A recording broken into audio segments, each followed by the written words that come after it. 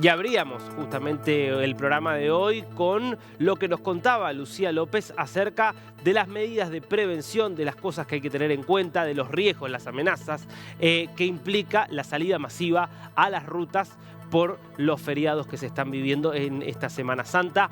De eso justamente nos va a estar hablando Lucía. Lucía, vamos contigo.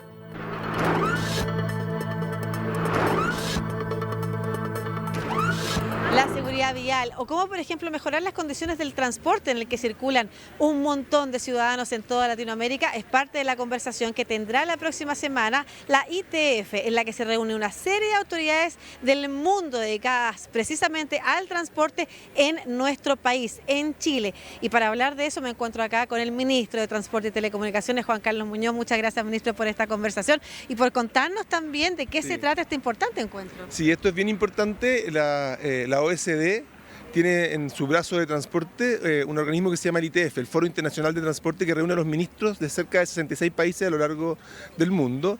Y en mayo, en Alemania, la presidencia de ese ITF lo va a tomar Chile. Estamos súper orgullosos de eso porque también es un respaldo a las políticas que estamos haciendo acá.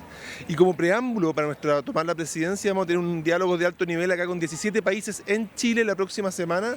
Va a ser martes y miércoles, en que la idea es poder conversar respecto a distintas dimensiones. Por una parte, los temas de electromovilidad, de gobernanza, por ejemplo, del transporte público, logística. Hay mucho del transporte que también es internacional y por lo tanto es parte de las conversaciones que uno quiere aprender y comparar también el desempeño del sistema de transporte en distintos países. Va a ser martes y miércoles, estamos bien entusiasmados de lo que eso va a significar en términos también de mejores políticas para acá. Perfecto.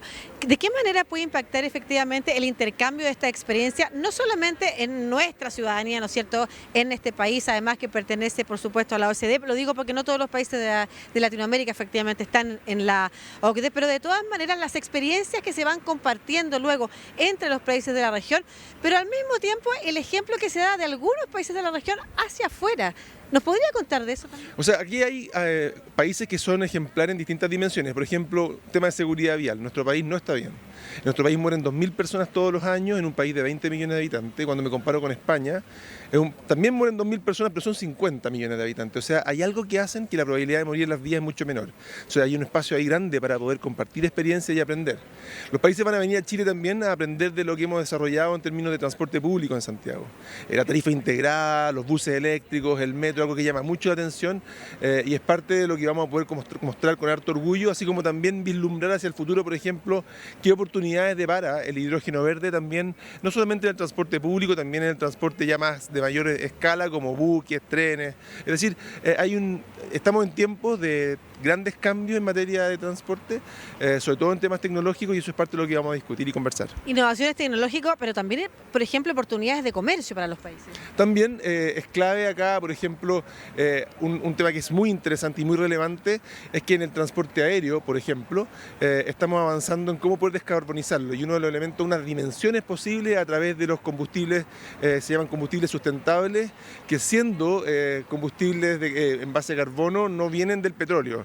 A veces vienen de residuos, por ejemplo, domiciliarios, de la agricultura, y parte de la conversación es, por ejemplo, cómo nos ponemos de acuerdo de cómo hacemos las exigencias para que el transporte aéreo vaya incorporándolo y cómo también generamos los acuerdos para que los países que están en mejores condiciones de poder generar eso se lleven una carga mayor de esa responsabilidad. Son preguntas interesantes que tienen que ver también en ese contexto de diálogo internacional en el cual vamos a avanzar, espero, martes y miércoles. Estoy pensando en cómo todo lo que tiene que ver con transporte no solamente impacta directamente en la movilización, sino que tiene un impacto también cuando se piensa y se formula o se reformula una ciudad en torno a todo aquello que une a una comunidad. Y ahí hay experiencias muy positivas en la región, en Colombia hay experiencias interesantes. Están los teleféricos, por ejemplo, en distintos países también donde se está usando como método para integrar comunas, por ejemplo, y evitar estas congestiones que a veces también afectan la calidad de vida de las personas en distintas dimensiones.